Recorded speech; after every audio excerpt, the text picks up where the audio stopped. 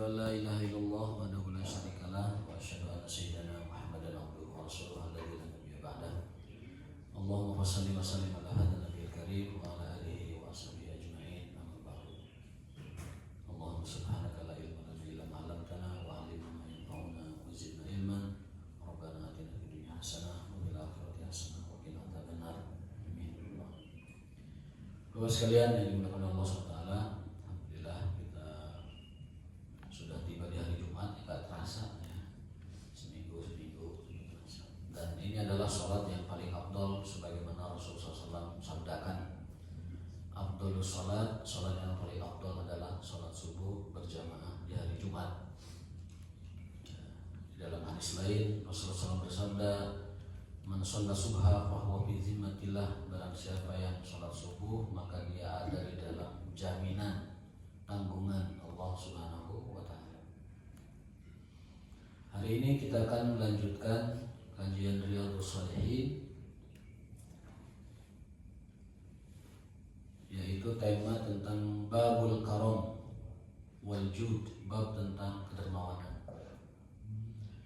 Hari lalu kita membahas tentang hakikat takwa menurut Imam Ghazali di dalam kitab Minhajul Abidin.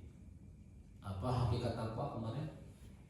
Di dalam Al-Quran itu makna takwa ada 3 pemaknaan, dan itu hakikat dari takwa. Yang pertama adalah al-khasyah wal haibah, merasa takut dan hormat kepada Allah. Yang kedua makna takwa yaitu at-ta'atu wal ibadah, yaitu taat dan beribadah. Dan makna takwa yang ketiga adalah tanzihul qulub minal ma'siyah, membersihkan hati dari kemaksiatan. Itu hakikat makna takwa yang dikandung di dalam Al-Quran, dan beliau paparkan hadis atau ayatnya masing-masing dari 3 hal tersebut. Nah, di dalam Ali Imran 136 itu Allah menyebutkan tuh di antara ciri takwa tadi. Di surat Al-Imran, ciri takwa itu yang pertama itu alladzina yunfikuna fis sarai wad dharra, yaitu orang yang senantiasa memberi, orang yang senantiasa berinfak fis sarai wad dharra, baik dalam keadaan lagi lapang, lagi banyak, maupun dalam keadaan yang lagi sedikit. Makanya kata Nabi SAW, sebaik-baik infak adalah infak yang syahih. Infak yang syahih, pakai syah ya syahih. Infak yang lagi dalam keadaan sulit. Ya, bahwa infak yang paling afdal, infak yang paling utama adalah infak yang kita lagi sahihun syahihun, lagi sedang dalam keadaan tidak ada, tetapi kita tetap berinfak. Di dalam ayat tersebut Allah tidak mendahului ciri takwa itu dengan hak-haknya, misalnya dengan ibadah sholat, dengan ibadah zikir, dengan ibadah apalagi gitu. Justru itu diletakkan di ayat berikutnya, yaitu alladzina idza fa'alu fahisatan aw zalamu anfusahum zakarullaha fastaghfiru lidzunubihim. Allah mengurutkan hak dirinya itu di bagian kedua dalam ciri takwa itu, dan menempatkan hak manusia di bagian pertama dari ciri takwa itu. Yunfikuna fis sarai wad dharra, yang pertama hak manusia. Yang kedua adalah wal kadhiminal ghaidh, menahan amarah, menahan emosi, menahan luapan-luapan perasaan. Kadhiminal ghaidh. Dan yang ketiga juga masih hak manusia, wal afina 'anil nas, memaafkan kesalahan-kesalahan manusia. Ini kata para ulama, Ibnu Qayyim juga menjelaskan bahwa takwa itu harus berdimensi sosial yang nyata gitu. Takwa itu harus terlihat di dalam kehidupan masyarakat secara nyata, bukan hanya dalam aspek ubudiyah yang sifatnya ukhrawi, tetapi justru ciri takwa yang utama itu adalah ubudiyah yang sifatnya adalah duniawiyah atau muamalah bainan nas. Agar menjadi perhatian kepada orang beriman, orang takwa itu orang yang nampak dalam kesehariannya itu dermawan, yunfikuna fis-sarra. Yang kedua adalah tidak mudah marah, tidak meluap-luap, tidak emosian. Yang ketiga baru memaafkan. Itu 3 ciri utama yang Allah jelaskan dalam surat Ali Imran 136, 137, 138. Nah, di hadis Riyadhus Shalihin ini dijelaskan lebih detail hadis-hadis yang menjelaskan dari yunfikuna fis-sarra'i wad-dharra'i itu. Ya, apa batasannya, kemudian bagaimana spirit yang harus dibangun ketika kita memiliki sesuatu dan lain-lain. Yang jelas seorang muslim itu didorong oleh Nabi SAW yang pertama kali itu untuk menjadi mandiri. Seorang muslim itu harus mandiri dulu, harus selesai dengan dirinya, mandirilah. Dengan dia mandiri, setelah itu dia produktif. Setelah dia produktif, maka yang didorong itu adalah berikutnya kedermawanan. Mandiri, mustaqil, yakni al-muslim al-mustaqil. Yang kedua adalah al-muslim al-muntij, muslim yang mandiri, yang pertama muslim mandiri, yang kedua adalah muslim produktif. Dengan dia produktif berarti dia bisa melakukan banyak hal. Dan yang ketiga setelah itu muslim dermawan. Karena bagaimana mungkin dia menjadi orang dermawan kalau tidak produktif? Dan bagaimana orang itu menjadi produktif kalau dia belum mandiri, belum selesai dengan dirinya? Maka itulah tahapan yang didorong oleh Rasulullah SAW untuk menjadi seorang muslim. Mandiri dulu, lalu produktif, lalu memberi. Dan hadis-hadis tentang itu banyak. Contohnya adalah al-mu'minul qawiyyu khairun wa ahabbu ilallah minal mu'mini. Orang mukmin yang kuat, yang mandiri, yang punya daya, itu lebih Allah sukai dan lebih Allah cintai daripada orang mukmin yang lemah, yang tidak mandiri. Meskipun kedua-duanya itu baik bagi mereka. Orang mukmin yang mandiri baik, orang mukmin yang belum mandiri juga baik. Tetapi yang Allah cintai, yang Allah lebih sukai itu orang mukmin yang mandiri, yang berdaya, kuat secara fisik, kuat juga secara mental, kuat juga secara finansial. Itu yang Allah cintai dan sukai dari kehidupan seorang mukmin. Baik, kita akan bacakan hadis-hadis yang berkenaan dengan bab kedermawanan.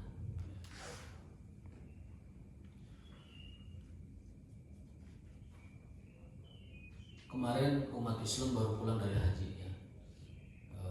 Jemaah terakhir itu yang datang ke tanah air itu hari Kamis kemarin ya, Jumat di tanah airnya. Itu muhasabah yang bisa dilakukan adalah apa dan bagaimana menjadi seorang yang haji dan mabrur hajinya. Ini ada kaitannya dengan tema kita. Ternyata ketika Rasulullah SAW memotivasi para sahabat, al-hajjul mabrur laisa lahu jazaa'un ilal jannah. Haji mabrur itu tidak ada balasannya kecuali surga. Satu-satunya balasan haji mabrur itu adalah surga. Karena dia sudah berkorban harta, berkorban tenaga, berkorban keluarga ditinggalkan, berkorban di sananya juga, korban perasaan, ya, tersinggung dengan jemaah lain, marah ke jemaah lain, pokoknya rungsing rudet segala rupa itu ketika haji. Apalagi kalau pemondokannya yang pemondokan dapat yang kurang nyaman, bukan yang di bintang 5 atau bintang sampai bintang 3. Ini dapatnya pemondokan umum gitu kan. Akan muncul kata-kata yang khusyuk, wal isyan, ar-rafas, itu muncul pasti di haji itu kalau dia tidak bisa berdiri. Nah, dengan segala macam kecapean, kelelahan, pengorbanan harta, pengorbanan waktu, pengorbanan keluarga, pulang ke negaranya tidak mabrur, rugi. Makanya Nabi SAW memotivasi sahabatnya, haji mabrur hanya satu balasannya, surga. Al-hajjul mabrur laisa lahu jaza illal jannah. Tetapi para sahabat penasaran, mal hajjul mabrur ya Rasulullah. Dalam hadis lain, ma birrul haji ya Rasulullah. Apa sih yang dimaksud haji mabrur? Ini bagi yang sudah haji jadi evaluasi, bagi yang belum jadi motivasi. Rasul tidak menjawab haji mabrur itu sawahna ngalegaan atau tokonya bertambah dados daerahnya dijual panjang haji. Sawahna terus ke sawah itu dijual. Bukan dengan usaha yang semakin bagaimana gitu. Rasul hanya menjawab dengan dua kata yang sangat singkat. Haji mabrur itu indikatornya atau cirinya atau syaratnya, yang pertama adalah it'amu ta'am, gemar memberi, jadi ahli sedekah balik haji. Dan yang kedua thayyibul kalam, ucapannya semakin thayyib, semakin lembut, tutur katanya semakin halus, semakin baik, tidak memilih kata-kata yang kasar, tidak memilih kata-kata yang menyakitkan.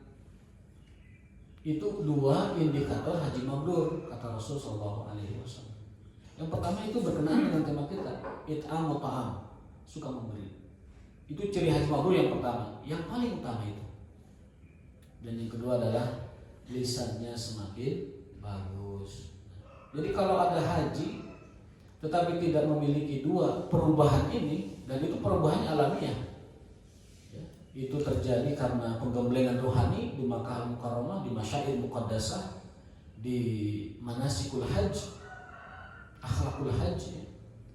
Secara alami itu perubahan. Nampak perubahan itu di tanah airnya ketika kembali. Kalau dua indikator ini tidak nampak, besar kemungkinan, wallahu alam, hanya Allah yang tahu hakikatnya, itu ciri tersebut jika tidak ada pada seorang yang adil hajj, itu dapat diancam dengan hadis Nabi tidak mendapatkan haji mabrur. Artinya hajinya itu hanya sebatas penggugur rukun Islam yang kelima, tetapi tidak mendapatkan kemabrurannya. Poin pertama dari ciri itu adalah it'amu ta'am, kegemaran untuk selalu memberi. Baik, saya akan membacakan ayat dan hadis yang berkenaan dengan al-jud wal karam, kedermawanan dan juga kemurahan hatinya. Qala Allah Ta'ala, a'udzu billahi minasyaitonir rajim, wa ma anfaqtum min syai'in fa huwa yukhlifuh. Allah berfirman, apa yang kalian infakkan, apapun itu, min syai'in, mau besar mau kecil, itu enggak ada perbedaannya. Min syai'in, sesuatu yang tidak seberapa. Bahwa yukhlifuhu, maka dia pasti akan menggantinya, Allah ya. Wa ma anfaqtum, apa yang kalian infakkan, min syai'in, dari apapun, seremeh apapun. Mungkin ada yang hanya berinfak dengan doa, dengan dukungan, dengan pemikiran, dengan tenaga, dengan harta kalau dia punya, dan juga dengan kebijakan kalau dia adalah seorang pemangku kebijakan. Bahwa yukhlifuhu, maka dia pasti akan menggantinya. Quran surat Saba ayat 39. Wa qala ta'ala, dan firman Allah berikutnya adalah wa ma tunfiqu min khairin fali anfusikum. Apapun yang kalian infakkan dalam kebaikan, fali anfusikum, maka hakikatnya itu akan kembali kepada kalian. Ma nuridu minkum jazaan wala syukur. Allah sama sekali tidak pernah dan mustahil meminta kembalian jasa dari kalian, meminta rizki dari kalian, meminta pemberian kalian, meminta belas kasih kalian. Allah sama sekali la nuridu minkum jazaan, kami tidak menginginkan apapun dari kalian pemberian, wala syukur, dan kami pun tidak membutuhkan terima kasih kalian. Kalau kalian memberi, kalau kalian berterima kasih, fali anfusikum, hakikatnya itu untuk kalian sendiri. Termasuk ibadah. Ibadah yang kita lakukan sama sekali bukan untuk Allah. sama sekali nggak ada manfaatnya buat Allah, sama sekali tidak berpengaruh kepada Allah. Apa yang kita lakukan semata-mata untuk diri kita sendiri. Jadi kalau seperti itu kebenarannya, maka harusnya tidak boleh ada orang yang pundung dari kebaikan. Nggak boleh. Orang pundung dari kebaikan itu nggak boleh, haram hukumnya itu. Pundung dari masjid, pundung dari berjamaah, pundung dari kebaikan nggak boleh. Orang dia beribadah untuk kebaikan dirinya sendiri, dia juga untuk ibadah itu hanya semata-mata karena Allah. Kalau sampai pundung, ini ada masalah dalam pemahaman agamanya. Allah Ta'ala berfirman, andaikan manusia dari Adam sampai nanti umat terakhir, seluruh bangsa jin,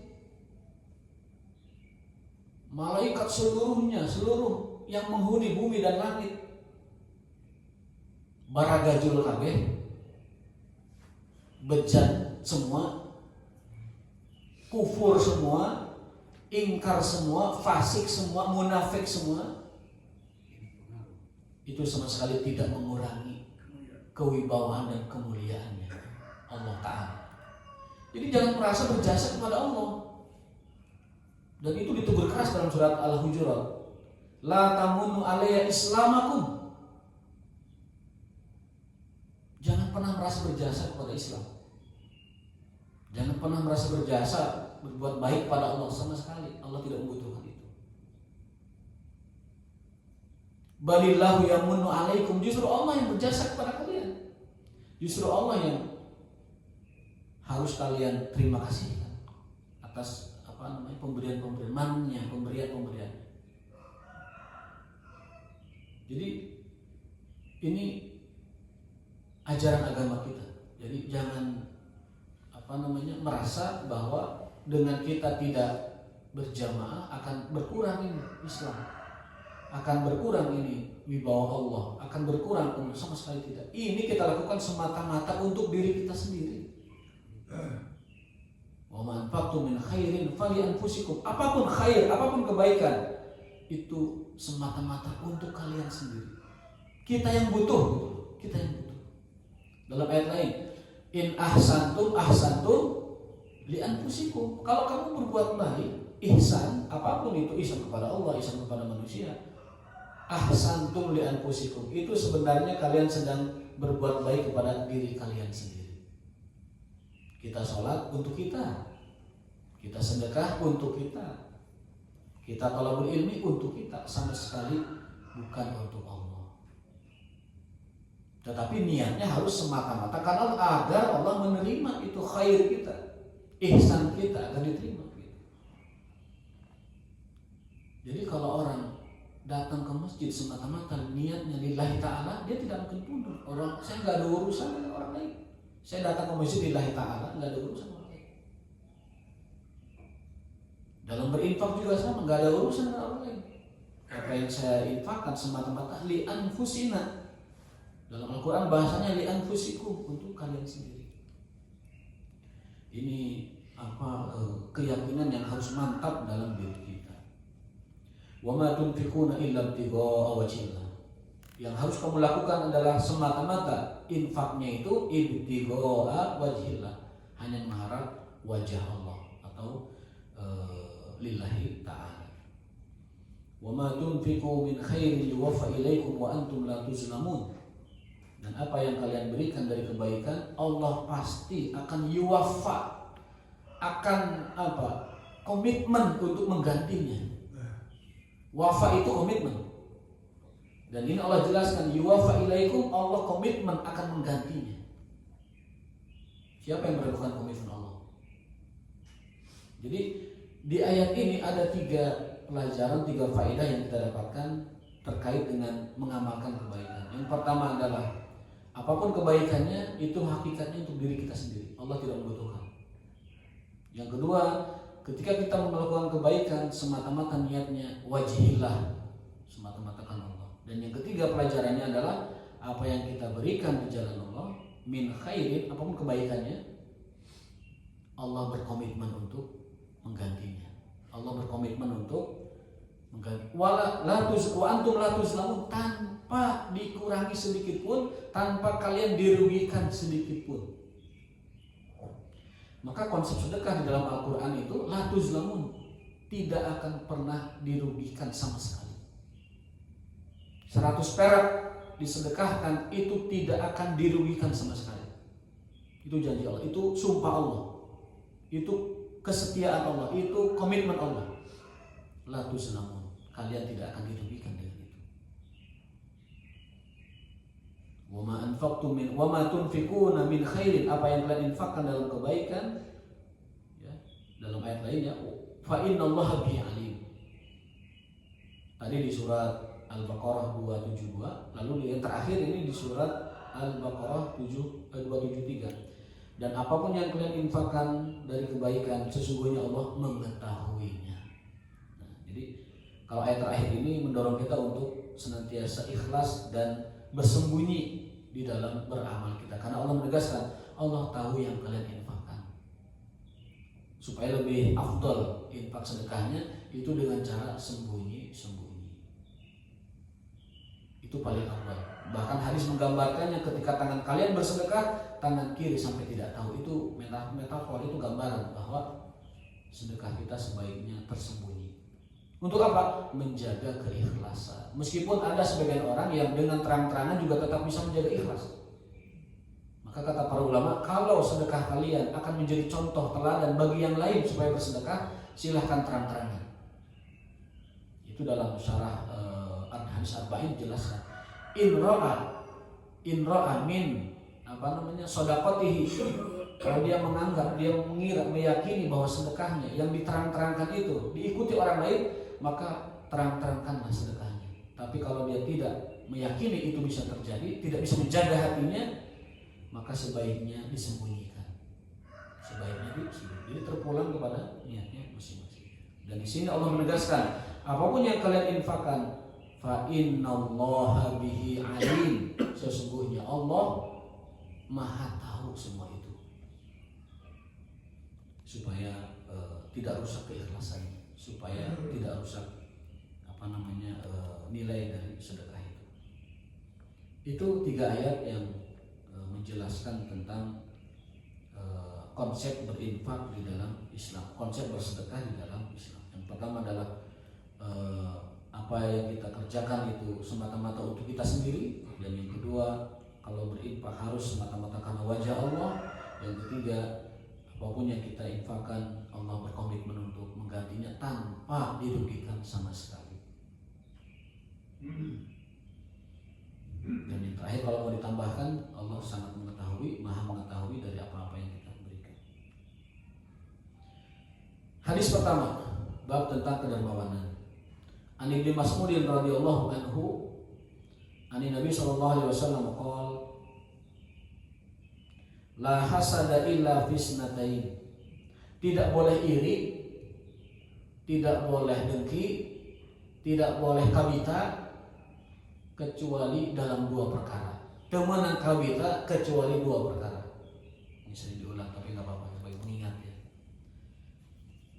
Yang pertama, rajulun atahu Allahu malan fasallatahu ala halakatihi fil haqq.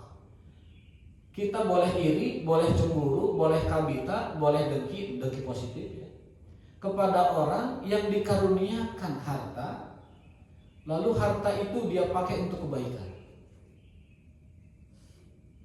Dia pakai untuk dakwah, dia pakai untuk menopang syiar Islam, dia pakai untuk menolong orang yang membutuhkan.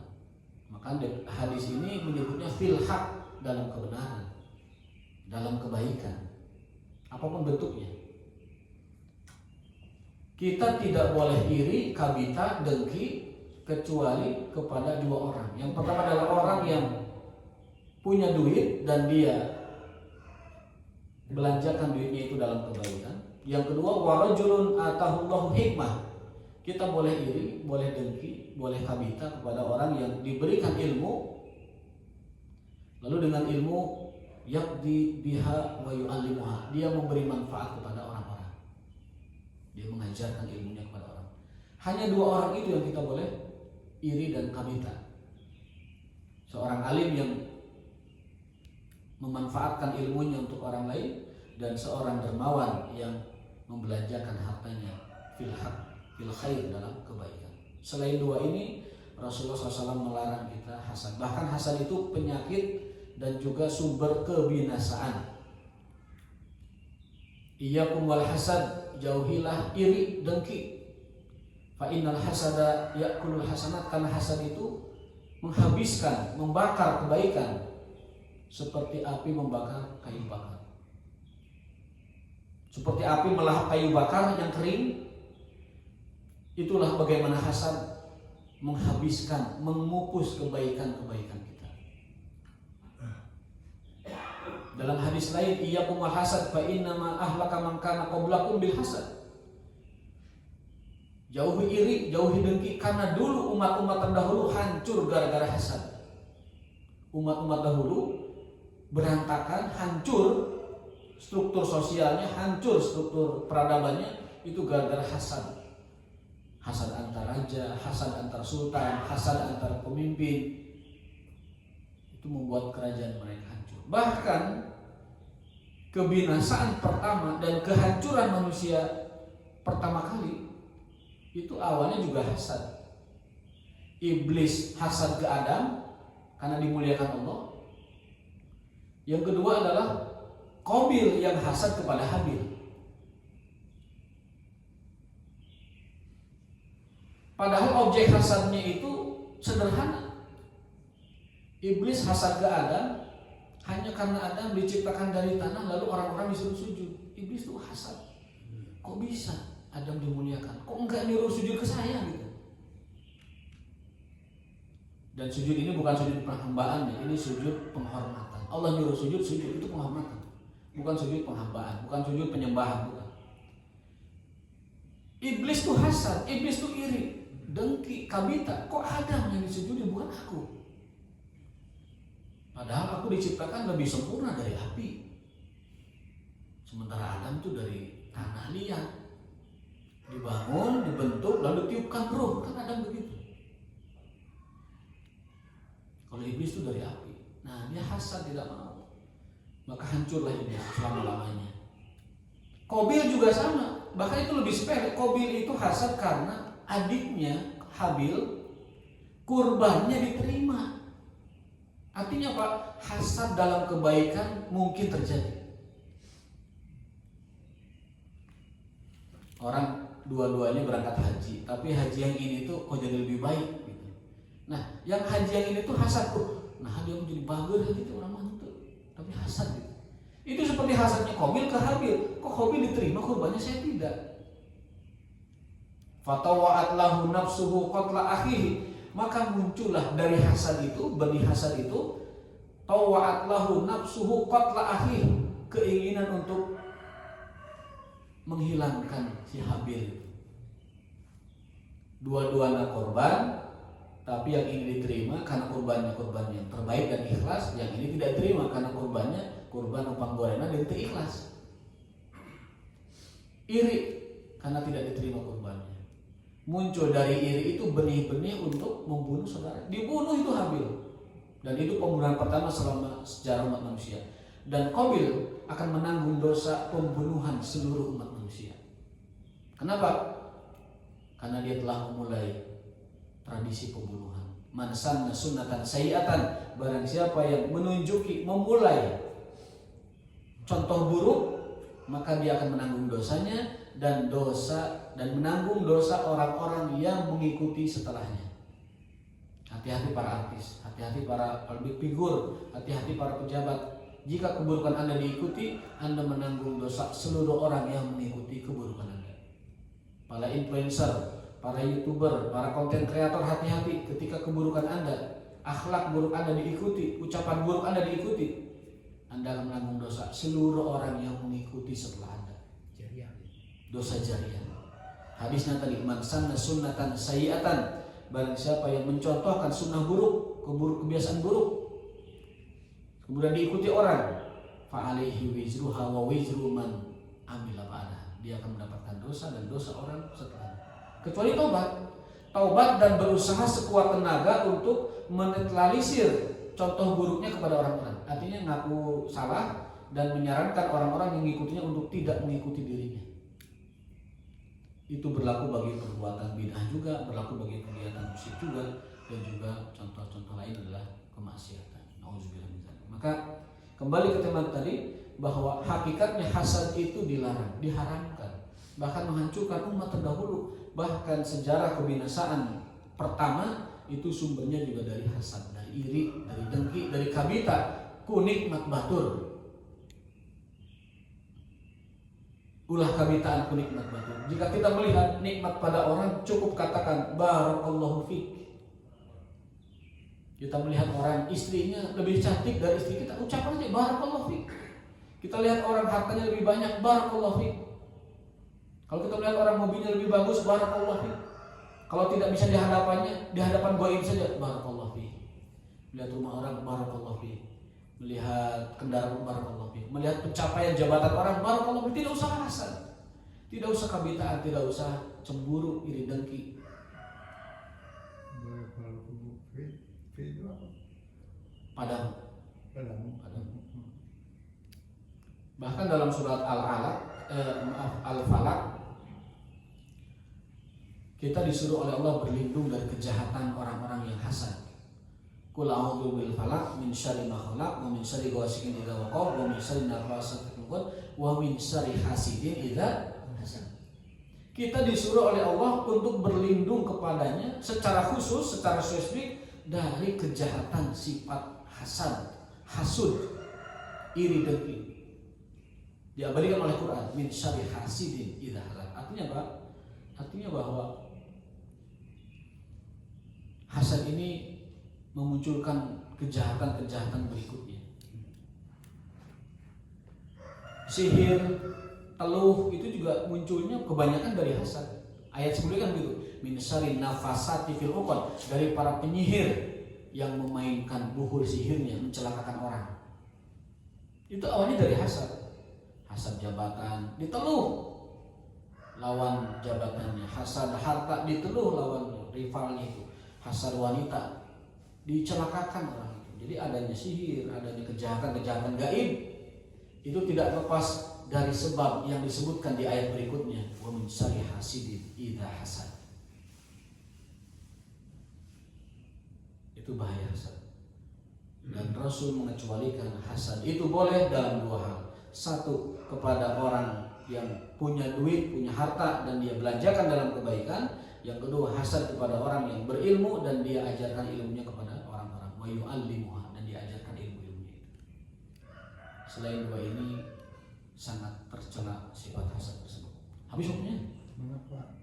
Iya Pak Haji. Mengapa penyair Iya. itu disebut dalam surat itu perempuan? Ya. Bukan Pertanyaannya, tidak. ya. Kenapa tukang sihir di surat Al-Falaq ya disebutkannya penyihir perempuan? Ya, kenyataannya di film Harry Potter juga para penyihir perempuan. Nenek sihir. Di kita juga yang horor-horor tuh Nenek Gayung, Sundel Bolong, Nenek Lampir, perempuan semua itu. Artinya apa? Ini menunjukkan bahwa kebanyakannya penyihir itu perempuan. Dalam tafsir lain, kebanyakan sihir itu penyebabnya itu adalah request dari perempuan. Ada dua makna. Nafasat para penyihir wanita itu bisa diartikan memang paling banyak penyihir itu wanita di kala itu, ya, ketika turun Al-Quran. Dan makna kedua, penyebab adanya sihir, adanya santet, adanya segala macam lah yang begitu-begitu itu karena requestnya perempuan. Jadi perempuan ini sakit hati, perempuan ini merasa tersaingi, perempuan ini merasa tersingkirkan, akhirnya dia yang datang ke penyihir untuk melakukan sihirnya. Atau dia mungkin ambisi ingin kaya.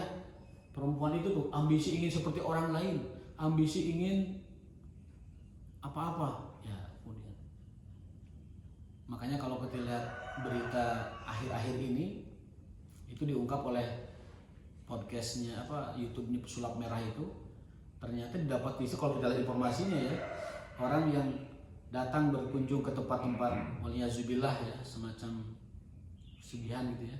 Sugihan. Itu kalau kita lihat di YouTube itu justru wanita banyaknya itu. Artinya wanita lah yang memotivasi. Tidak ini sedikit aja, sedikit orang ya, tapi dari yang sedikit itu banyak sekali wanita.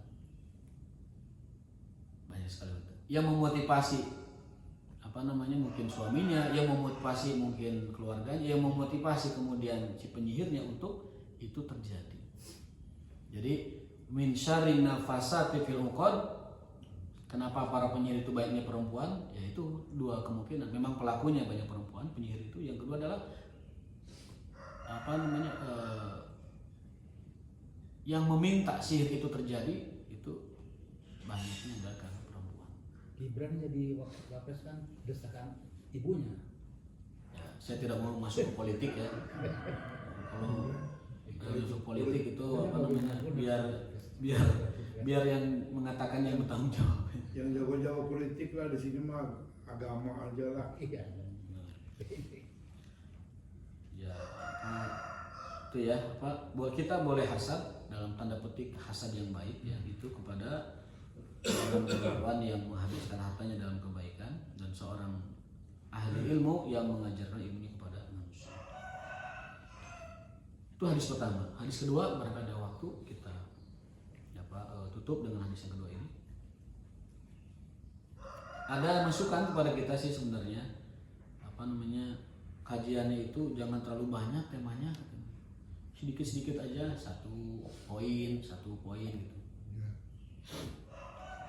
Cuman kadang-kadang susahnya itu satu poin itu kadang suka bersambung, berkait dengan poin yang lain gitu masalahnya. Iya. Ya udahlah, pokoknya saya mah prinsipnya seperti ini aja, seperti ngawurkeun apa gitu. Nanti masing-masing pada mengambilnya itunya, poin-poinnya. Kan kata Nabi juga, fa innama ana qasim wallahu yu'ti, dalam hadis Bukhari. Dalam hal ilmu, dalam hal belajar, kata Nabi, aku tuh cuma ngebagi.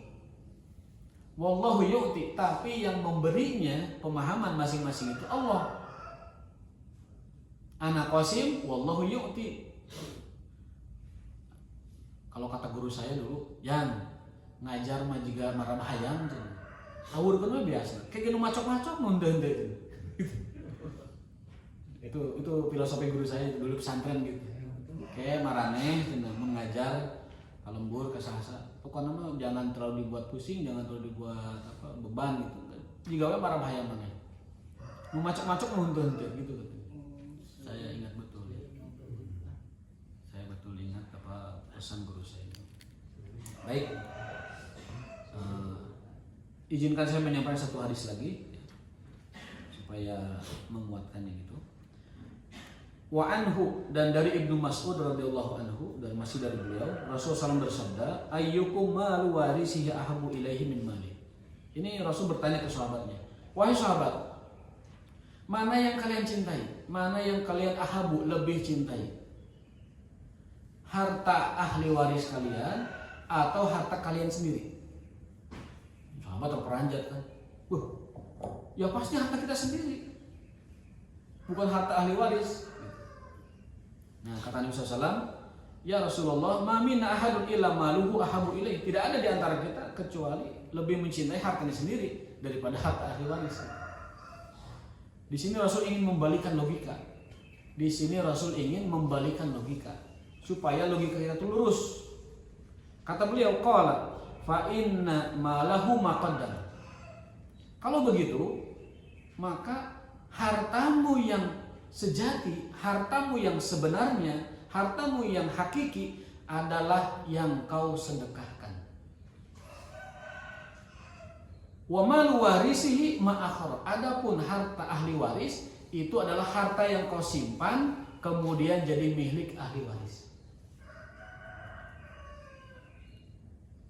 Ini Rasul ingin membalikan logika kita. Karena kita selama ini berpikir harta yang baik, harta yang paling dicintai itu harta yang kita kumpulkan lalu dinikmati ahli waris. Itu selama ini logika itu begitu, logika tentang harta. Rasul ingin membalikkan paradigma, mindset itu dirubah. Kata beliau, hartamu adalah maqaddam, apa yang kau infakkan. Dan harta yang kau simpan itu harta ahli warismu. Balikin ke premis pertama, kan kalian tadi bilang bahwa harta yang paling dicintai oleh kalian harta kalian sendiri, bukan harta ahli waris. Nah, kalau begitu, kalau kalian sangat mencintai harta kalian, sedekahkan itu. Dia akan menjadi harta kalian. Tapi apa yang kalian simpan itu akan menjadi harta ahli waris kalian. Yang kalian belum tentu tahu betul bagaimana kelakuan ahli waris di kemudian hari. Bisa dimanfaatkan dalam keburukan, kebatilan, maksiat, bisa juga digolangkan dalam kebaikan. Bahkan di hadis Aisyah itu ketika ada tamu ya, kan di rumah itu tidak ada apa-apa kecuali tersisa daging apa ini, paha kambing. Jadi ada tamu, ada yang tersisa di ruang Rasul itu paha kambing. Oleh Aisyah karena tidak ada lagi yang diinfakkanlah itu. Setelah kamu nggak ada, Aisyah bilang, ya Rasulullah, ludes kabeh. Ini logika wanita, ya Rasul, ludes kabeh, itu air mandi. Tadi tersisa paha kambing, itu tuh buat engkau ya Rasul, kesukaan engkau itu. Tapi ada tamu, saya berikan. Apa kata Rasul? Ma baqiya illa katfuha. Justru yang kau berikan ke tamu itu yang tersisa. Kan Aisyah bilang, nggak ada yang tersisa ya Rasul, habis semua ludes. Meren tamu nate kebetulan salatri atau apa gitu. Kata Rasul, yang kamu berikan ke tamu itu yang tersisa. Adapun yang kita makan itu jadi sisa.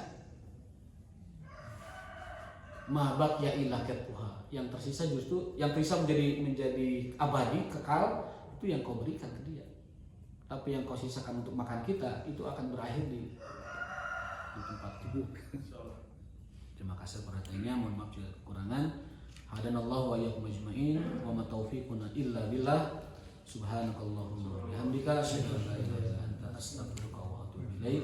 Assalamualaikum warahmatullahi wabarakatuh. Waalaikumsalam.